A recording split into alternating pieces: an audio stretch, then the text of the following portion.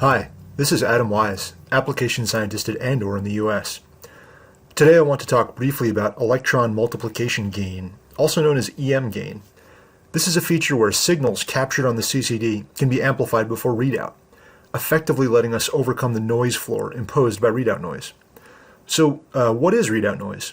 Well, I'm not an electrical engineer, so I don't really understand the mechanisms that well, but functionally it's noise that happens when you read out the pixels in a sensor. I like the term noise floor because I have a mental image of dropping something small on the floor and trying to find it. What we're trying to find is the signal. If you have a low uniform noise floor, so imagine a concrete floor in your garage, it's very smooth and uniform, you can probably find a small screw that you've dropped, assuming it doesn't bounce too far away. If you have a high noise floor, I can kind of visualize this as a shag rug. If you drop a little screw into there and you don't know exactly where it went, you're never going to find it. There's just too much variance in the height of the floor, to hide your small signal. So we do what we can to minimize the readout noise and lower that noise floor. And many of the cameras that we make do get extremely low.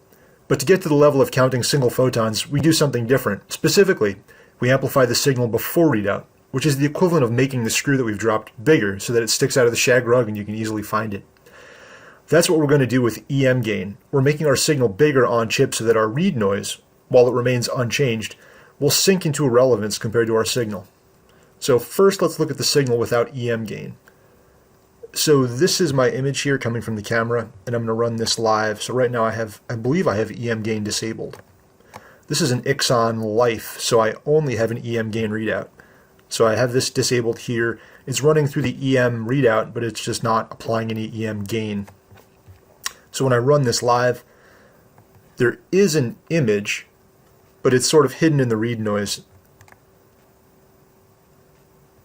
So this fuzz in the background here that you can kind of see away from any of my features, this is primarily the read noise. And if we look at the histogram over here, this is a histogram of the value of each pixel in the whole image. We can see the signal is not particularly differentiated from the read noise, which looks a lot, and if I'll freeze it here, it looks a lot like a binomial distribution, or if you squint, a normal or Gaussian distribution if it's continuous. So now let's turn on the EM gain and see what happens. If I enable this, and I'll use a reasonably low value here, so just an EM gain of 3. And let's take an image.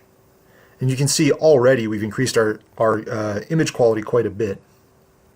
The actual read noise stays the same. You can still see that distribution here, but now we're starting to separate the pixels with our image on them away from that. And this was just with an EM gain of 3, so let's do this again with an EM gain of say 30.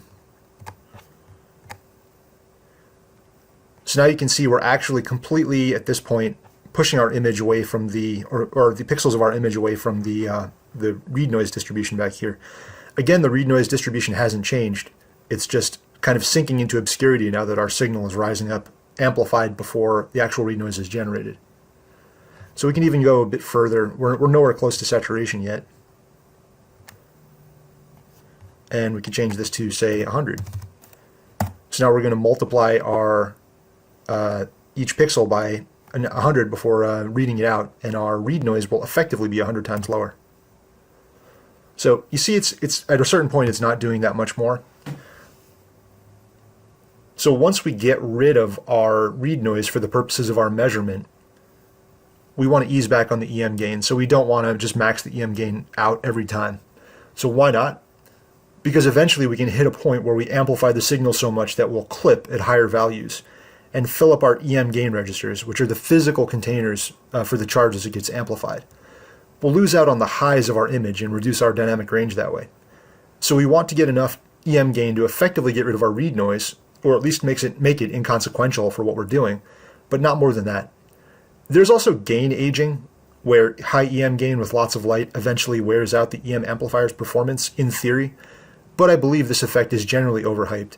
It takes a surprising amount of punishment to make a real difference, and we have an application note on what the kinetics of that look like, which I'll try to link if I can. If not, you can search and/or EM gain aging. So that's it for the moment. If you have questions, send me an email at a.wise@andor.com or visit the Andor website for more information. Otherwise, have a good week.